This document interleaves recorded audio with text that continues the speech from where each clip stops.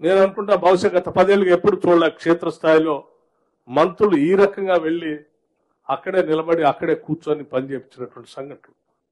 ముఖ్యమంత్రి గారిని మంత్రులుగా భారీ నీటిపారుదలకు సంబంధించినటువంటి మంత్రి గారు హుటాహుటిన రాష్ట్రంలో ఉన్నటువంటి ప్రాజెక్టులన్నింటినీ రివ్యూ చేసుకో, గేట్లు ఎత్తాల్సిందే, గేట్లు ఎత్తుతూ కాలువలు బంద్ చేయాల్సిందే, కాలువలు బంద్ చేస్తూ ఎప్పటికప్పుడు ఆదేశాలు ఇస్తూ దాన్ని కట్టడి చేసుకుంటూ వచ్చారు.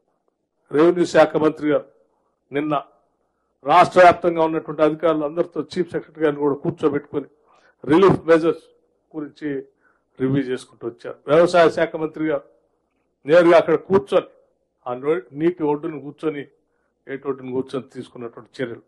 అట్లాగే పార్లమెంట్ సభ్యులు జిల్లా అంతా తిరుగుతూ, అంటే ఈ రకంగా నేను ఎందుకు చెప్తా ఉన్నానంటే ఈ రకంగా ప్రజాప్రతినిధులు కానీ మంత్రులు కానీ అధికార యంత్రాంగం కానీ పెద్ద ఎత్తున కృషి చేయబట్టే ఈ రోజు ఇంత పెద్ద విపత్కరమైనటువంటి పరిస్థితి వస్తే కూడా తట్టుకొని ఈ రోజు రాష్ట్ర ప్రజలు మనం కాపాడుకోగలిగే వాళ్ళ ప్రాణం. వీటన్నిటినీ చేస్తూనే మళ్ళీ తిరిగి నిర్ణయం తీసుకొని క్షేత్రస్థాయిలో ప్రత్యక్షంగా చూడాలని హైదరాబాద్ నుంచి వాతావరణం అనుకూలించకపోయినప్పటికీ హెలికాప్టర్లు నిజంగా ఆ బ్రిడ్జి పై ఉన్నటువంటి 9 మందిని రక్షించడం కోసం ముఖ్యమంత్రి గారు కానీ లేకపోతే మంత్రులు కానీ అందరూ అన్ని రకాలుగా అన్ని నేవల్ బేస్లు అందరితో మాట్లాడి హెలికాప్టర్ ఫ్లై చేయించాలంటే ఆ ఫ్లై చేయాల్సిన బేస్ దగ్గర వాతావరణం అనుకూలించట్లేదు, ఖమ్మం దగ్గర ఇక్కడ వాతావరణం అనుకూలించట్లేదు.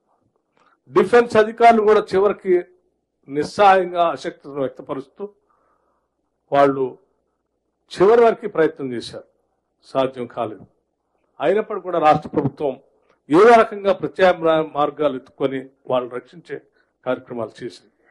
ఇలా చేస్తూ కూడా జరిగిన నష్టాన్ని ప్రత్యక్షంగా అంచనా వేయాలని నేరుగా ప్రజలను కలిసి వాళ్ళ బాధల్లో ఇబ్బందులు ఉన్నప్పుడు వాళ్ళకి ధైర్యాన్ని ఇవ్వాలనేటువంటి ఆలోచనతో హైదరాబాద్ నుంచి ఈరోజు ముఖ్యమంత్రి గారు బయలుదేరి వచ్చినందుకు ఖమ్మం జిల్లా ప్రజలందరి తరఫున వారికి నేను ప్రత్యేకంగా అభినందనలు ధన్యవాదాలు తెలియజేయటమే కాకుండా రాష్ట్ర వ్యాప్తంగా కూడా వారి ఇక్కడ నుంచి మిగతా ప్రాంతాలకు కూడా రేపు పర్యటనకు వెళ్తా ఉన్నారు.